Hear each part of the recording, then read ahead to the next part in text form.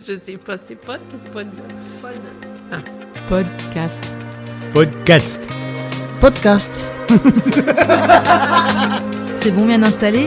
Allez, action, alors on commence. Girl power, hein. La vie est une vague. La vie est un flux. Qu'est-ce qu'un boomer? Hakuna Matata. En fait, on est un peu périmés.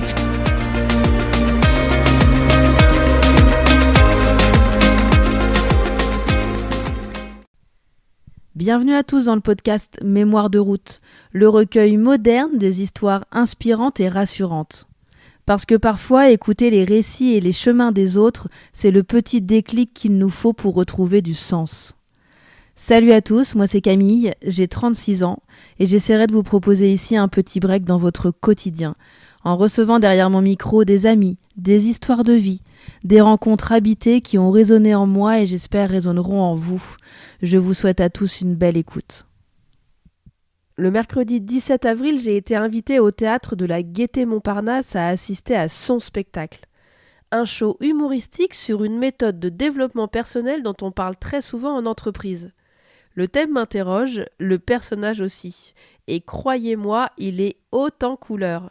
Vincent, merci d'avoir accepté de raconter ta route et ton chemin derrière mon micro.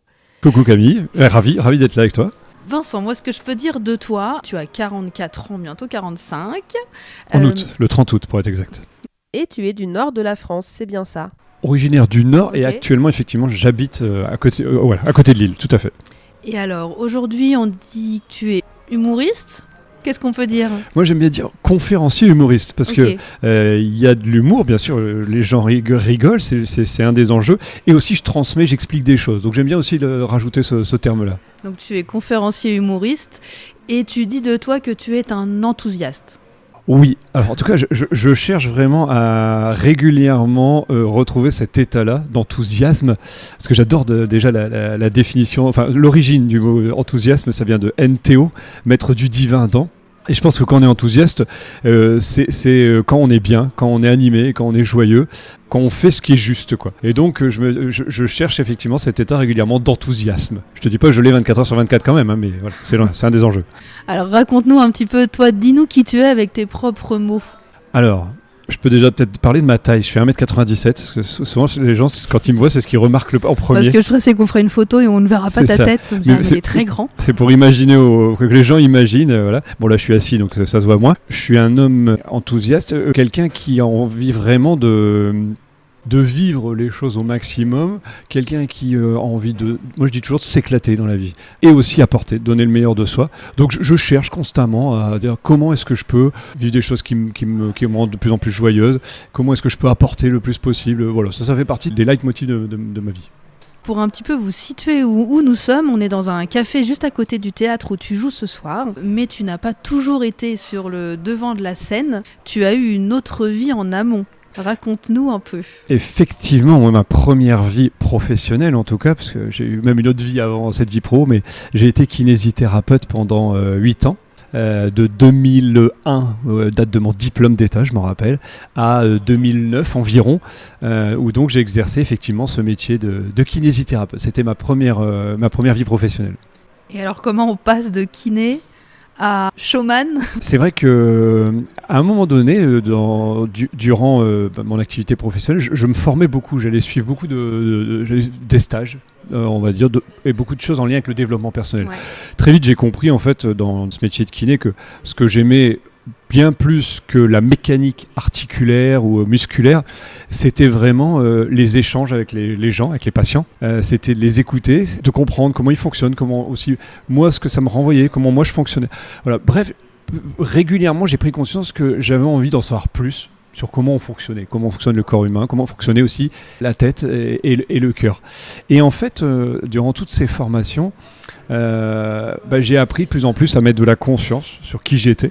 J'ai appris à mieux aussi exprimer qui j'étais et là-dedans aussi j'ai appris à dire mais au fait qu'est-ce qui vraiment me rendrait joyeux? C'est le genre de questions qu'on se pose dans certains stages. Qu'est-ce qui ferait que je me lèverais le matin en étant heureux de me lever, en disant « Waouh, excellent, encore une journée qui commence ». Ouais, il y a eu cette période-là, mais il y a eu déjà finalement cette période de se dire « Mais au fait, ce que je fais, pourquoi je me lève le matin, en l'occurrence ce métier de kiné, est-ce que c'est vraiment ça ?» Est-ce que c'est vraiment ça qui va m'animer? Est-ce que c'est vraiment ça Ce métier était plaisant.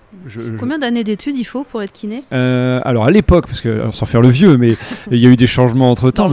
Dans le temps, à mon époque, on rentrait dans des écoles de kiné en passant un concours. Donc il y avait une sorte d'année de préparation, on pouvait en faire plusieurs d'années de prépa.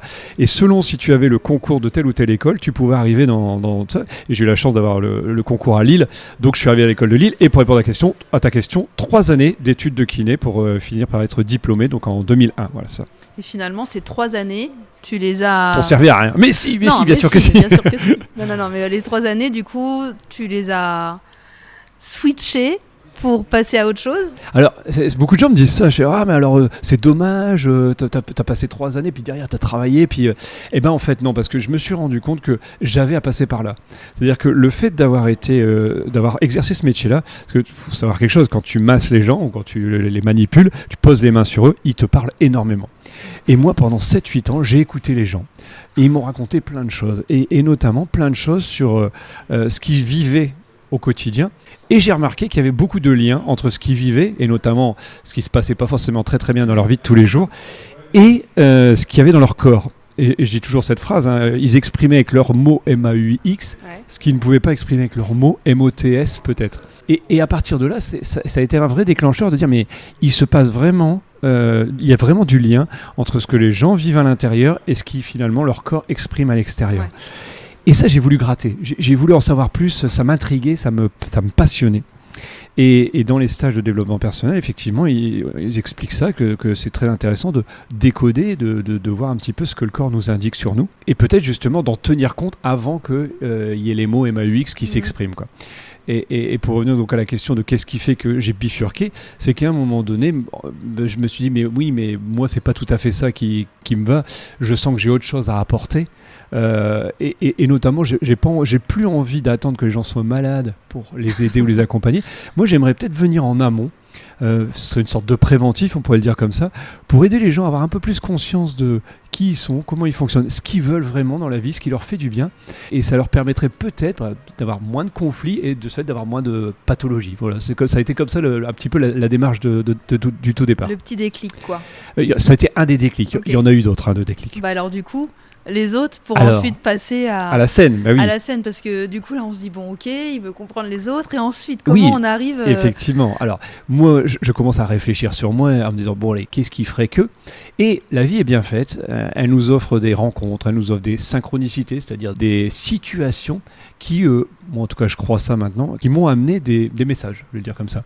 Exemple très concret, alors que je suivais une formation avec ma collègue, j'étais en cabinet, je travaillais en cabinet de kiné dans le Nord, et je suivais une formation sur Paris avec ma collègue. Elle me dit bah tiens, le soir on va se détendre, on va aller voir un spectacle. Bon, je suis ok, pourquoi pas. Elle m'emmène voir un one-man show. À l'époque, il s'appelait, donc il est encore vivant, mais il fait moins de spectacles en France. Stéphane Rousseau, le Québécois, qui a été un peu l'acolyte de Franck Dubosc à un moment donné. Et en fait, elle m'avait pris des places au premier rang. Je trouve ça génial. Je sors avec les yeux pleins d'étoiles. Je suis c'est génial ça. Et ça m'a interpellé. Et un mois plus tard, on repart à nouveau en formation sur Paris. Elle me dit tiens, je te propose d'aller voir autre chose. Je suis, ok, génial. Elle m'emmène voir du théâtre d'improvisation. Je ne connaissais pas à l'époque. Donc le principe du théâtre d'impro, c'est une troupe, 4-5 personnes, à qui on va donner des thématiques. Ils n'ont rien préparé et ils vont inventer une histoire en live. Et là, pareil, je sors de là, je suis mais c'est formidable, je trouve ça génial. Et elle me dit, mais tu sais que ça existe dans toute la France, on peut en trouver même dans le Nord. Je dis, bon. Même dans le Nord. Même dans le Nord, il y en a. Elle me fait, ouais. Donc je finis par aller sur l'île et devenir un spectateur assidu d'une troupe d'impro. Et là-dedans, il y a un mec qui est vraiment bon. Il s'appelle Johan Mété, je le cite parce que c'est encore un super humoriste et comédien. Et je vais le voir à la fin, mais je dis mais c'est génial ce que tu fais, t'es balèze, ça s'apprend. Il fait je suis prof. Je suis ok, mais moi j'arrive, je veux essayer ça. Quoi. J'étais aussi dans une période où je testais des choses parce que je me dis il y a rien de tête que d'expérimenter dans des choses pour dire tiens, est-ce que ça justement ça m'anime, est-ce que j'ai de l'enthousiasme ou non, pas tant que ça. Là t'as quel âge à peu près? Et là j'ai c'est simple, je dois avoir 25 quoi. Ouais. 20, donc t'as 24, fait 2 années d'expérience de kiné ou c'est ça, ça doit faire quand même 3-4 ans que je bosse en tant que kiné quoi. Et là ça a été le doigt dans l'engrenage parce que je suis devenu un élève assidu de ces cours de théâtre d'improvisation. Et je disais de temps en temps à mon prof, c'est bien, mais je trouve que je monte pas assez sur scène. Moi, j'aimerais un peu plus. Et là, il me dit, bah, quoi, tu as envie de faire marrer les gens, tu as envie d'être tout seul. Je dis, ouais, comme toi, parce que lui, il faisait du one-man show aussi. C'est un ancien prof de sport, lui, il avait dérivé aussi dans le monde du spectacle à l'époque. Et il me dit, bah, écoute, si tu veux vraiment monter sur scène, il faut écrire. Je fais, ouais, mais bon, moi, je suis kiné, tu vois, qu'est-ce que tu veux que je raconte? Il fait, l'humour n'est qu'un angle de vue, si tu veux, écris sur la kiné, et puis teste ça. Je suis, ah bon, mais tester comment? Et il m'explique qu'il existe des scènes ouvertes, des lieux où on peut tester des sketchs, où on peut s'amuser à essayer de faire rire les gens. On a le droit à 6-7 minutes. Et mes tout premiers sketchs, je les ai testés comme ça, dans une pizzeria à Lille, où à la fin, le restaurateur débarrassait les tables, et il y avait une petite scène qui devait faire 1 mètre sur 1,50 m, tu vois, haute de 20 cm, le petit truc, et tu avais le premier gars qui est là, qui avait encore des morceaux de pizza entre ses dents, qui te regardait à même pas 30 cm, et il y avait quoi, une trentaine de personnes. Et est-ce que tu as prévenu tes amis que tu faisais ça, ou tu te dis, attends, je le fais en discrétion, je préviens personne, au cas où ça fasse un bide? Au début, effectivement, j'en ai pas trop parlé. Mais après, il y a ce jeu aussi d'être un peu encouragé. Et puis, les bons amis, j'ai envie de dire, c'est ceux aussi qui sont à l'écoute des rêves des autres. Moi, je dis toujours, faites attention à qui vous parlez de vos rêves. Parlez-en à des gens qui sont capables d'entendre. Parce que là, moi, je commençais à me dire, oh là là, mais moi, ça me parle bien, ça me plaît. Et si, tu vois, il a commencé à avoir des... Et si j'allais plus loin là-dedans? Et si j'écrivais plusieurs sketchs? Et si peut-être, moi, un jour, j'avais un one-man show, c'est-à-dire un ensemble de sketchs complets? Et effectivement, j'en ai parlé à quelques amis qui croyaient en moi et qui croyaient en ces idées-là. Et bah oui, quelques-uns au fur et à mesure sont venus me voir un petit peu, quoi. Et alors, le passage entre ces petites scènes pour essayer des choses et le grand moment où on décide d'arrêter l'activité numéro 1 pour qu'elle... Ah oui, effectivement, parce que il y a ce qui est de l'ordre du rêve, et même si on commence à le toucher un petit peu, mais au début, bah, voilà, moi je prenais des cours, j'essayais ça, puis petit à petit, c'est là aussi où je crois beaucoup vraiment aux rencontres, et je parlais des synchronicités, d'autres personnes me proposent, me disent, tiens Vincent, on pourrait faire un cabaret. Et là, je commençais à être dans du semi-pro. On se retrouvait finalement à 5-6 personnes, réunies autour d'une thématique, et on m'avait proposé à l'intérieur de ce cabaret de faire 2-3 sketchs humoristiques que je voulais. Et je me suis retrouvé comme ça à jouer dans un théâtre ce cabaret et à participer à ce cabaret. Et là, je commençais à mettre un pied, on va dire, j'allais dire, dans le monde du spectacle presque professionnel, parce que, mine de rien, il y avait des gens qui payaient leur entrée, et puis bah, à la fin, on touchait un petit quelque chose, quoi. Donc ça a été un vrai premier pas de dire, mais bon sang, je pourrais presque être payé pour faire ça. Ça pourrait devenir mon métier, quoi. Exactement. Donc ça a été on va dire la piste suivante. L'étape suivante, c'était de dire, bon bah moi je voudrais avoir un spectacle à moi tout seul, et finalement j'aimerais avoir mon propre one man show. Donc là j'ai continué à écrire des sketchs, j'en ai eu 7-8. À un moment donné je me suis dit, en fait c'est simple, il est possible dans ce même, c'était alors ce petit bar, ce petit cabaret se faisait au Biplan, ça s'appelle, à Lille. C'était une petite salle de 70 personnes, voilà, un super souvenir. Mais là t'as encore kiné en même temps. Je suis encore kiné en même temps, exactement. Et donc pour tout te dire, je répétais un peu mes sketchs de temps en temps dans les toilettes de l'hôpital où je travaillais, tu vois, je tentais des trucs entre les deux, où j'essayais devant les patients, de temps en temps je racontais une connerie ou deux. J'en ai une petite nouvelle à vous présenter. C'est ça, je testais un peu sur les gens, vous n'avez pas le choix, c'est en même temps que je les massais. Et en fait, petit à petit, je me dis, bon, ok, à un moment donné, je me rends compte que c'est vraiment ça qui m'anime, je me rends compte que j'ai quelque chose à faire là-dedans, il faut que je m'investisse plus. Et donc là se pose la question de, bah oui, mais concrètement, même financièrement, comment ça va se passer? Parce que j'avais pas envie de vivre dans une caravane et de manger des pâtes tous les jours, tu vois. Donc là, et comme je suis quand même quelqu'un de raisonnable, j'ai pas dit, ouais, moi je plaque tout, je m'en vais à New York. Non. Donc je commence à réfléchir, et à l'époque, en fait, j'étais donc en libéral, et ma compagne à l'époque, qui m'avait pour le coup très bien conseillé, me dit, mais tu devrais essayer peut-être de te remettre en salarié, mais de faire un certain nombre de jours par semaine pour avoir du temps libre. Donc j'ai démarré comme ça, je me suis retrouvé à aller dans un hôpital, et là-bas ils ne trouvaient pas de kiné. Donc j'ai eu la chance de pouvoir imposer, de dire je voudrais un CDD renouvelé tous les mois, et comme ça je touchais une prime de congé payé et une prime de précarité, donc je touchais 20% en plus, mais je veux travailler que 3 jours par semaine. Et comme les gars, je me souviens, le directeur il avait fait une tête quand je lui avais demandé ça, il m'a dit non, c'est hallucinant, c'est vous qui demandez vos conditions. Il fait en même temps je trouve personne, donc il fait j'ai pas trop. Allez. Il fait ok, très bien, vos conditions vont. Donc je bossais le lundi, le mercredi et le vendredi, Et résultat, j'avais mardi, jeudi, samedi, dimanche, j'avais 4 jours pour commencer à développer mon nouveau projet qui était de dire, finalement, c'est faire de la scène, quoi, faire de plus en plus, quoi. Et là, toi, tes proches, ton suivi, ils étaient OK ou ils se disent, mais il est en train de craquer complètement ? Alors, globalement, comme mes proches, et je pense à mes parents notamment, savent... alors déjà, il faut imaginer, j'ai 27, tu vois, je n'ai pas 20 ans non plus, mais ils savent que je suis quelqu'un de raisonnable. Donc, d'une certaine façon, ils savent que je ne vais pas faire non plus n'importe quoi. Ils ne sont pas inquiets. Mais ça les challenge un petit peu, parce que c'est pas du tout dans leur... Il n'y a pas d'artistes dans la famille, c'est pas du tout dans leur mindset de base. Mais... on va dire là-dessus ils sont chouettes. Alors, et en plus comme je suis fils unique, bon, t'imagines bien que potentiellement la pression était un peu plus forte, mais ils me font confiance. Et puis après ils se disent mais c'est ce qui a l'air ça a l'air de te rendre heureux, donc d'une certaine façon on te suit et on t'encourage, quoi. Et là-dessus vraiment ils ont été super chouettes. Et je me retrouve comme ça pendant 6 mois effectivement à faire des CDD et en même temps à essayer de commencer à vendre, parce qu'à un moment donné je dis il faut que je gagne vraiment de l'argent avec le métier de comédien. Donc j'avais écrit donc maintenant assez de choses pour faire un one man complet, c'est-à-dire j'avais 1 heure. Et pour gagner de l'argent au départ, ce que j'ai fait, c'est que je l'ai vendu à domicile. C'est-à-dire qu'en fait, je me suis retrouvé à proposer aux gens de m'acheter mon spectacle et que je vienne le jouer chez eux. Alors, il faut imaginer la scène. Il y a des gens qui prennent des saxophonistes, et là, ils prenaient un humoriste, c'est ça ? Exactement. D'accord. Typiquement un anniversaire. Et puis, ils se disaient, tiens, à mon anniversaire, j'aimerais bien qu'à la fin, à telle heure, tout le monde s'assoit. Et puis, dans le salon, à ce moment-là... Et au début, je l'ai pris. Et donc, il faut imaginer la situation. J'ai mon régisseur, celui qui gère la lumière et le son, parce qu'il faut faire qui était avec la télécommande de la chaîne IFI, pour envoyer les musiques au moment où... Et puis pour le jour et la nuit, le noir et la lumière, c'était l'halogène du salon. Et puis, il se retrouvait comme ça.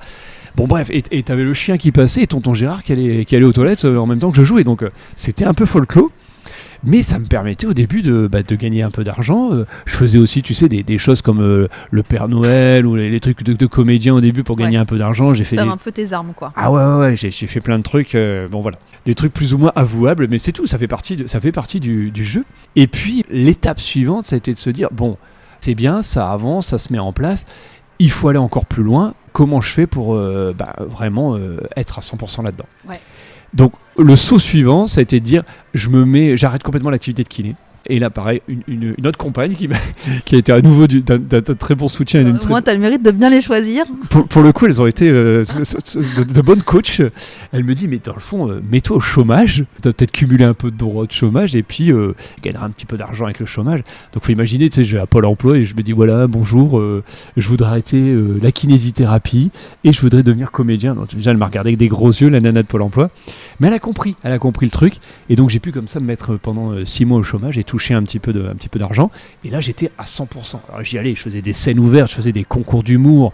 À côté, je donnais aussi des cours d'expression orale, on va dire de prise de parole en public dans des écoles de commerce. Parce que le but pour un artiste qui a son spectacle, après, c'est de trouver des salles, c'est ça ? Il y a plein de choses. Alors, il y a des buts le but pour se faire connaître, mais il y a le but financier. Donc, c'est aussi ce qu'on appelle de faire l'intermittence du spectacle. Au début, on fait ça pour avoir à nouveau une sécurité financière. Mais effectivement, au début, c'est de dire, bon, alors comment je fais pour trouver des salles, comment ça marche, comment je fais pour remplir les salles, parce que c'est pas le tout de trouver une salle, mais il faut que tu aies des gens qui viennent et qui payent leurs billets, parce que parce que tes potes ils viennent te voir 2, 3, 4 fois, mais au bout d'un moment et surtout tu les as invités donc ils payent pas, donc c'est un peu embêtant. Non, très clairement il y a toute cette démarche et que j'ai dû aussi apprendre c'est presque une démarche entrepreneuriale où faut imaginer de dire comment mon service à moi, c'est de faire de l'humour, c'est de faire rire les gens. Les clients, c'est les gens qui effectivement vont prendre leur billet pour aller dans une salle. Comment je fais pour faire connaître et tout ça ? Donc là, il y a toute une démarche par rapport à ça. Et bon, là, j'ai testé des choses qui ont plus ou moins bien marché et tout ça. Et petit à petit, effectivement, je réussis comme ça, on va dire, à gagner un peu d'argent à droite à gauche. Et ça a pris vraiment à partir de quand, du coup ? Il a fallu encore après ces 6 mois de chômage, j'avais plus le droit au chômage, donc là je me suis carrément mis en mode, j'ai grillé tous mes économies, comme ça tu sais tout sur le volet financier. J'ai mon père qui m'a aidé aussi un petit peu, qui m'a donné un peu d'argent, puis il m'a dit bon allez, tiens, vas-y, et finalement au bout de 6 mois encore, j'ai réussi à faire assez de dates donc faire assez de spectacles Ouais. dans des salles ou dans des salons, ou donner des... Bref, j'ai réussi à faire pour avoir ce qu'on appelle l'intermittence du spectacle, et finalement en 18 mois, en 1 an et demi, ça m'a permis de dire, ça y est, officiellement, je gagne de l'argent et je vis, même si j'aime pas ce terme-là, mais je gagne assez d'argent pour vivre de ce nouveau métier qui De est le ta métier de passion. comédien. Mais alors 18 mois, quand on le dit comme ça paraît pas très long. Quand on est dedans, ça peut être une éternité. Est-ce qu'à un moment donné, tu t'es dit, là je suis en train de faire n'importe quoi, je vais revenir en arrière? Est-ce que tu as douté? Ce qui est pas évident dans une période comme ça, c'est que tu sais pas que ça va faire 18 mois, tu sais pas quand est-ce que ça va s'arrêter. Ouais. C'est-à-dire que tu es dedans, mais tu te dis, ça fait déjà 6 mois ou ça fait déjà ça, mais... Et puis, comme je l'explique, c'est... voilà, il y a eu un avant-après, mais non, c'est quelque chose qui se fait progressivement. Clairement, il y a des moments de doute. Des moments de dire oh là là. Puis moi je suis pas quelqu'un de très patient. À chaque fois ça n'allait jamais assez vite. Moi je voulais être connu très vite. J'ai dit il faut que je sois connu. Donc il faut que je passe à la télé comme ça je vais être connu. J'ai même fait Incroyable Talent en 2009 tu vois pour te donner un On va exemple. chercher. Avec oui non mais on peut le trouver à mon avis mais j'ai pas été très longtemps. J'étais vite buzzé par Gilbert Rozan et ses machins. Et en fait j'ai essayé de trouver des tactiques pour que ça marche. Mais oui il y a des doutes. Il y a clairement des moments de doute, des moments où je prenais des noms. Par exemple, tel concours d'humour, t'es pas retenu ou c'est pas toi qui gagne. Des moments, j'espérais vendre mon spectacle à tel endroit, puis on me dit non, on va pas le prendre, machin. Bon, ouais, il y a clairement des doutes. Après, sur le mindset, sur l'état d'esprit, petit à petit, j'avais cet état d'esprit, on va dire artistique, mais très vite, je suis rentré dans un état d'esprit entrepreneurial. En me disant, il faut que je pense comme un entrepreneur, il faut que je vois les choses comme le fait de dire comment je développe ce business-là. Et ça Donc là, m'a tu as aidé. switché de l'intermittent finalement à, on va dire, freelance même, à l'entrepreneuriat et où tu as monté des conférences pour faire le lien un peu à aujourd'hui. C'est ça, hein? Effectivement, là on est aux alentours de 2011-12, Ok. donc on avance un petit peu et je me dis, moi j'aime bien faire rire les gens, c'est chouette, avec mon spectacle, mon one-man show, je m'éclate. Et à côté de ça, je disais, je donnais des cours dans des écoles de commerce où j'expliquais des choses sur la prise de conscience de soi, sur comment prendre la parole, s'affirmer en public. Je me disais aussi, j'aime bien transmettre, j'aimais bien ça. Et dans l'idéal, en gros, il me faudrait les deux. Il faudrait quelque chose où je puisse faire rire les gens et en même temps transmettre. Et c'est comme ça que l'idée des conférences humoristiques a commencé à germer, en me disant, mais à nouveau, qu'est-ce qui m'enthousiasme ? Ça plus ça. Ça existe ? Je sais pas. Non, mais peu importe. Est-ce que ça peut intéresser les gens ? Peut-être expliquer des choses en les faisant rire. Après tout, l'humour, ça peut être un bel outil pour transmettre. Allons-y. Et j'ai commencé pareil, j'ai testé avec une première conférence sur justement les objectifs autour de la PNL, programmation neurolinguistique, qui explique comment on conditionne son cerveau à atteindre des objectifs, et c'est aussi un outil de communication. Et pour l'anecdote, en fait, en l'occurrence, cette conférence, au début, je l'avais jouée je me souviens, dans un magasin bio, je l'avais testé devant 30 personnes, et ça a été plus fort que moi, il a fallu que je fasse rire les gens, alors qu'elle était au départ écrite juste pour transmettre. Et c'est là où je me suis dit, mais si, assume, t'aimes faire rire les gens, t'aimes transmettre, et les deux sont possibles. Voilà, ça a switché à ce moment-là, on est en 2012-2013, où je me dis finalement, il est possible d'avoir une sorte de produit où j'explique et je fais rire en même temps. Et donc là, tu montes une boîte ? Alors, pourquoi je monte une boîte aussi ? C'est qu'effectivement, toujours dans ce côté de suivre l'enthousiasme et l'émulation, je remarquais que j'étais très souvent, et ça je dis toujours aux gens, quand vous êtes attiré par quelque chose, ou en tout cas quand vous êtes touché par quelque chose, moi les entrepreneurs et les success stories, ça m'a toujours émerveillé. Ouais. C'est-à-dire que des gens qui réussissaient à monter des business, qu'on voyait des fois dans Capital ou machin, ça m'a toujours émerveillé. Et je me suis dit, mais dans le fond, pareil, j'ai pas d'entrepreneur dans la famille, si moi ça m'émerveille, si moi ça me touche, c'est peut-être qu'il y a quelque chose à aller gratter de ce côté-là. Et là le lien a été fait, c'était de dire, mais dans le fond... je pourrais voir mon spectacle, ma nouvelle conférence humoristique, comme un produit ou un service et le vendre comme justement un entrepreneur le fait. Et donc, ça a été là ce nouveau déclic de dire, je veux voir les choses en grand, je vais pas rester intermittent du spectacle, je monte une entreprise, donc à l'époque c'était une SARL en 2013. Et mon service à moi, c'est de faire rire les gens avec ça.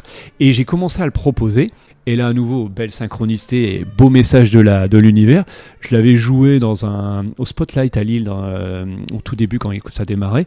Et quelqu'un était venu me voir en me disant, mais ça, tu sais que ça pourrait intéresser les entreprises. Ça pourrait intéresser dans les séminaires ou les conventions d'entreprise que tu racontes. Petite Et là, lumière. bon sang, mais c'est une bonne idée, ça. là se fait le lien, ça veut dire que je pourrais me retrouver à vendre cette conférence humoristique dans les entreprises, génial, parce que les entreprises, ils ont de l'argent, donc potentiellement ils vont payer un peu plus que voilà, et en plus potentiellement le public il sera déjà là. Et là, déclic, j'ai commencé à le tester une fois, 2 fois, ça a marché, ça s'est vendu. Les gens appréciaient ce côté-là où ils se marraient en même temps, ils disaient ah c'est intéressant ce qu'il raconte et ça. Voilà, ça a été le déclic suivant. C'est assez rare d'avoir un artiste organisé. En général, on dit souvent que les artistes sont un peu décousus et ça part un peu dans tous les sens et qu'ils n'arrivent pas forcément à se vendre. Alors, je pense qu'effectivement, notamment dans les médias, on voit pas toujours cette facette-là de certains artistes. Mais t'en as beaucoup plus qu'on ne le croit, et notamment ceux qui réussissent. Pour moi, sont des artistes qui ont des mindsets d'entrepreneurs. Et tu vois d'ailleurs souvent qu'il y a des boîtes derrière de production de ça qui leur appartiennent et tout ça. Et j'en ai quelques-uns comme ça en tête qui me viennent. Et en fait, je crois qu'il est possible, alors c'est quand même challengeant, de switcher à un moment donné ce côté très artiste avec créatif, ça part dans tous les sens, des idées, machin, et le côté scénique. Et à un moment donné, en dehors, de switcher vers quelque chose d'un peu plus stratégique, de développement commercial. C'est particulier, mais je pense que c'est possible de passer de l'un à l'autre, quoi. Pour arriver un petit peu à aujourd'hui, raconte-nous un peu ton spectacle et où t'en es. Parce qu'effectivement, là, je parlais d'une première conférence humoristique sur les objectifs. J'en ai écrit une deuxième sur la gestion du temps, parce que c'était aussi un sujet qui me plaisait bien, donc voilà. Et pareil, je l'ai vendu en entreprise. Elle a moins bien marché, celle-là. Bon, je m'étais fait plaisir, donc j'étais content. Et la troisième, en fait, cette troisième conférence humoristique démarre avec une rencontre avec un monsieur qui s'appelle Gary Verkruis, qui est devenu mon associé, parce que depuis, j'ai monté une deuxième boîte avec lui. Et qui me dit, tiens, mais il y a un outil qui est fantastique, qui parle de communication, qui est un outil pour aborder les comportements et comment mieux se comprendre et mieux se connaître, qui s'appelle le DISC, ou la méthode des couleurs. Tu sais, toi, t'as cette forme de spectacle ou de conférence où tu fais rire les gens, ce serait un sujet super. Il a très bien réussi à m'embarquer là-dedans, dans l'aventure. Et puis surtout, ça a matché. C'est une vraie rencontre, un coup de foot professionnel, je dis toujours, parce que c'est vraiment quelqu'un de formidable et il y a eu une vraie complémentarité avec lui. Et à nouveau, belle synchronicité, on s'est rencontrés au hasard, entre guillemets, dans une réunion d'entrepreneurs. Et suite à ça, on ne s'est plus quitté, parce que très clairement, on s'est dit, oui, il y a quelque chose à faire, on va construire la chose, d'en faire une conférence humoristique sur ce sujet-là. Et pareil, on va essayer de la vendre dans les entreprises. Et ça démarre comme ça. La méthode du disque, brièvement, si tu peux la décrire, parce que... Effectivement, à l'origine, cet outil de communication était énormément utilisé dans la relation managériale ou dans la relation client, et dans les entreprises en général, et donc il y a des formations pour ça. Grosso modo, cette méthode, ça s'appuie sur quoi ? Alors, c'est le fruit de recherches, d'études scientifiques qui expliquent qu'il y a notamment un Américain, M. Marston, qui a étudié tous les comportements humains et qui s'est dit, tiens, je vais modéliser ça en 4 grands profils, avec 4 grandes caractéristiques, différentes caractéristiques. Et pour simplifier les choses, il a mis 4 couleurs. Profil rouge, profil jaune, profil vert, profil bleu. Et ces 4 grands profils, finalement, à eux 4, arrivent à résumer l'ensemble un petit peu des profils qui peuvent exister dans le monde. Et l'idée, c'est à partir de là de savoir un petit peu dans quel genre de profil on se reconnaît un peu plus. Évidemment, on n'est pas qu'une seule couleur, on est un nuancé de ces couleurs, mais en s'appuyant sur ces 4 grands profils avec leurs caractéristiques, on peut réussir à trouver un petit peu quelle est notre teinte, on va l'appeler comme ça pour rester dans la métaphore des couleurs, quelle est notre teinte de couleur. Et une fois qu'on prend conscience de ça, c'est aussi intéressant, cet outil explique qu'il est intéressant de regarder chez les autres quelle peut être aussi la teinte. Et comme ça, peut-être de s'adapter, en l'occurrence, à communiquer. Et faciliter la communication avec quelqu'un qui ne fonctionne pas comme nous. Grosso modo, c'est ça l'outil. Et toi, t'es quelle couleur ? Moi, quelle couleur ? je suis, je le sais parce qu'en plus, on peut effectivement passer il y a tout un questionnaire précis pour avoir exactement les profils de couleurs. Moi, je suis jaune et bleu. Pour expliquer brièvement peut-être les couleurs, le rouge, c'est celui ou celle, peu importe le sexe, c'est celui qui se challenge, qui veut atteindre ses objectifs, qui fonce, pas de détails, il faut que ça aille vite, il n'a pas de temps à perdre, voilà. La jaune ou le jaune, c'est celui, ça part un petit peu dans tous les sens, c'est créatif, il y a beaucoup d'enthousiasme. Moi, je suis un peu jaune en l'occurrence, tu verras. C'est celui qui fait plein de choses, qui a plein de tâches, qui aime bien convaincre, qui aime bien embarquer. Donc pour mon côté scénique, évidemment, forcément, j'ai du jaune. Le profil vert, c'est quelqu'un qui est plus introverti, plus calme, plus posé, plus zen, qui va plus être à l'écoute des autres. C'est aussi quelqu'un qui aime bien le travail bien fait, bien fini, qui est loyal, fidèle. On peut compter sur lui. Voilà, ça c'est un profil vert.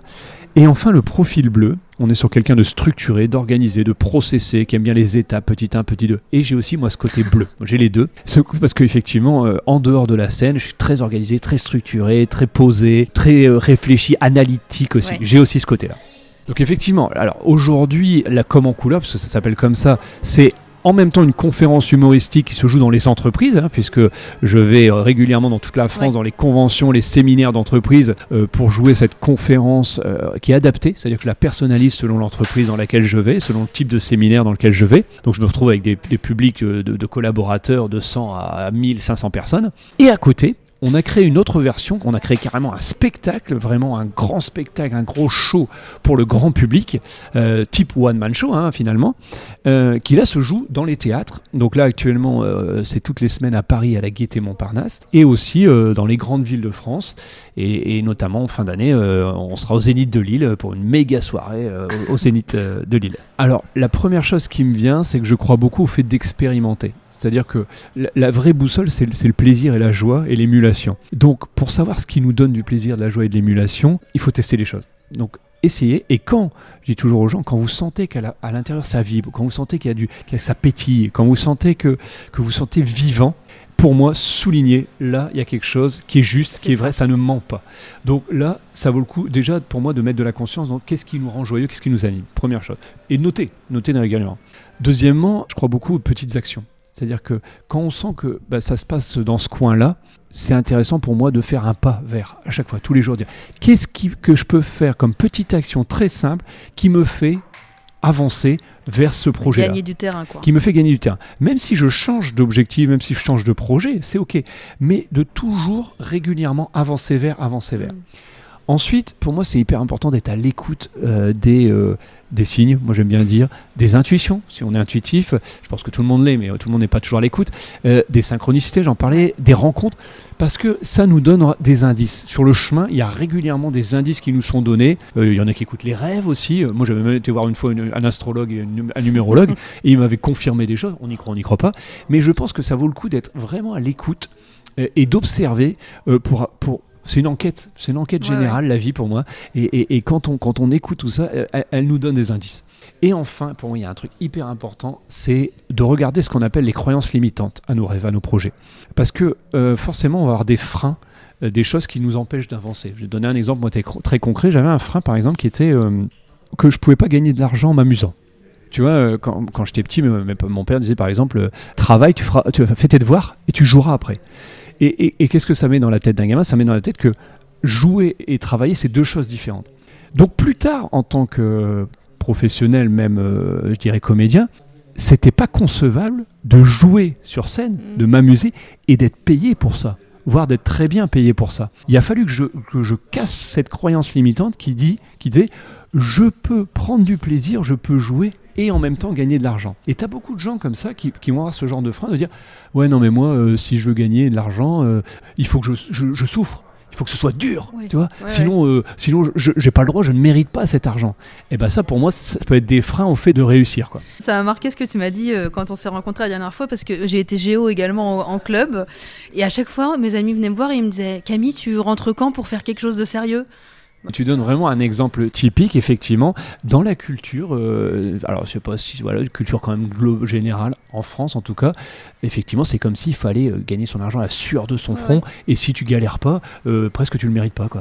Et ça fait partie des croyances limitantes que j'ai dû débloquer, j'en ai eu d'autres d'ailleurs, notamment dans le côté artiste. Moi je croyais aussi que tous les artistes étaient forcément des drogués, tu sais.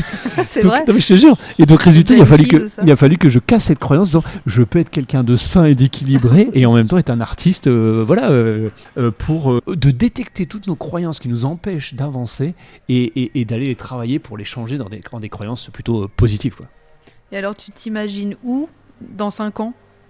Alors justement, tu vois, c'est intéressant que tu dis ça. Moi pour moi, je fais en sorte d'équilibrer les choses, c'est-à-dire que j'alterne des moments vraiment cool, zen à la maison, et je suis quelqu'un qui peut se retrouver vraiment et qui aime ça. Et à côté, aimer le côté chaud, là, tu vois, ce soir je vais jouer, je suis hyper heureux de me retrouver devant plein de monde et puis d'aller faire vraiment le showman. Donc en gros, moi dans 5 ans finalement, moi je m'imagine quelque chose d'équilibré, avec des moments vraiment où je suis devant les gens et de plus en plus de monde, hein. Là je te dis, il y a cette histoire de Zénith, alors forcément ça me fait rêver parce que je vais me retrouver avec des milliers de personnes. Ouais, moi il y a ce côté-là. Et à côté, d'avoir des moments dans la semaine où je me retrouve au vert dans mon petit jardin, en train, tu vois, de cultiver mes légumes, peut-être qui sait, avec une compagne et des enfants. Voilà, c'est possible. Et ce côté harmoniser les choses, ça c'est vraiment quelque chose d'important pour moi. Et j'ai vraiment envie. J'ai plein de choses à raconter, j'ai plein de choses à transmettre. Donc merci d'ailleurs de me donner la possibilité, tu vois, de transmettre de par ton micro. Mais j'ai vraiment envie de pouvoir transmettre à plein de gens, de dire c'est possible. Tu vois, il est possible de faire quelque chose qui nous anime dans la vie. Il est possible d'apporter au monde quelque chose qui fait que ça va aider les autres. Le tout, c'est de le trouver. Donc, tout ça, j'ai envie de le transmettre. Donc, en gros, je cherche, dans 5 ans, j'aimerais pouvoir, je sais pas, j'aurais peut-être une émission sur le développement personnel, tu vois, un truc comme ça. Tout est possible. Je pense à des livres aussi, mais il y a plein de choses. Et effectivement, j'ai besoin du contact public. Donc, la scène, moi, je dis toujours, j'irai mourir sur scène, ça c'est clair. Ouais. Je ne conçois pas la retraite aujourd'hui. Moi, je pense que je ferai de la scène toute ma vie parce que je sens que je suis fait pour ça et j'aime ça. Ouais, c'est ton truc. C'est mon truc. Donc, être en lien avec les gens, le public, leur raconter des choses. T'es à ta place. Et les faire rire, je me sens tellement à ma place. C'est une évidence que je vais continuer. Et alors j'ai une dernière question parce qu'en venant ici, donc j'ai pris le métro, je suis sortie et puis là j'ai vu des affiches. C'est la rue des théâtres et on voit ta tête. Qu'est-ce que ça fait quand on passe devant ces grandes affiches et on se dit mais sérieux c'est moi? Alors c'est drôle que tu dises ça parce qu'en plus hier est sorti, j'ai eu ma tête dans un magazine féminin qui s'appelle Maxi. Ma mère lit ça encore je crois tous les semaines. Et il y avait ce côté où j'ai été dans une librairie, un kiosque à journaux pour le prendre et je l'ai vu et j'étais hyper content, j'étais hyper joyeux, il y avait de la fierté et j'ai imaginé ma mère en train de découvrir le magazine. Et en fait oui, très clairement de voir effectivement des affiches. Il y a de la fierté, mais en fait, surtout, je me rappelle que c'est un outil. Tu vois, que comment dire, pareil, j'ai eu ma tête aussi en triguant sur des colonnes Maurice à Paris. Je trouvais ça génial sur le concept. T'as fait les selfies qui vont avec. Mais voilà, j'étais super fier. Et en même temps, je me dis, oui, et en même temps, tout ça, ce sont des outils. Parce que c'est quoi l'enjeu derrière ? Moi, j'essaie toujours de me rappeler ça. C'est quoi l'enjeu derrière ? C'est que finalement, moi, j'ai de plus en plus de gens qui soient peut-être touchés ou interpellés par ce que je fais et qui aient envie de m'écouter et que je puisse partager moi ce que j'aime au maximum de gens. Donc, à partir du moment où c'est dans cet alignement-là, parce qu'on parle aussi un peu de notoriété, moi je suis hyper aligné avec le fait d'avoir de la notoriété. À partir du moment où ça sert cet enjeu-là un peu plus grand. Quoi, tu vois. Tu transmets quoi. Voilà, c'est ça. Bah, c'est un beau mot de fin, je trouve. Ma foi, terminons là-dessus. Voilà. Alors, merci en tout cas d'avoir raconté tout ça. Et du coup, si on veut te retrouver quelque part ou suivre un peu ton actualité, où est-ce qu'on peut te... Justement, pour tout ce qui est actualité, notamment au niveau dans les entreprises, sur LinkedIn, on tape com en couleur, hein, com C-O-M-E-N et couleur au pluriel. Et puis plus pour mes actualités à moi, notamment dans les théâtres, et aussi justement tout ce que je vais transmettre sur Instagram, Vincent Lemaire comme le maire de la ville, ou du village, hein, tu choisis, tout est possible. Et donc voilà, Instagram Vincent Lemaire, là je transmets, puis je mets des vidéos aussi où je fais un peu rire les gens aussi, tant qu'à faire. Merci beaucoup, je vous invite en tout cas à aller voir ce spectacle parce que moi j'ai beaucoup ri. Merci Vincent. Merci Camille. À très vite. À très vite. Quant à nous, on se retrouve dans 15 jours pour la sortie d'un nouvel épisode. N'hésitez pas à liker ou commenter le podcast que vous venez d'écouter si vous avez aimé, ça m'aidera beaucoup à avancer. Très belle journée à tous.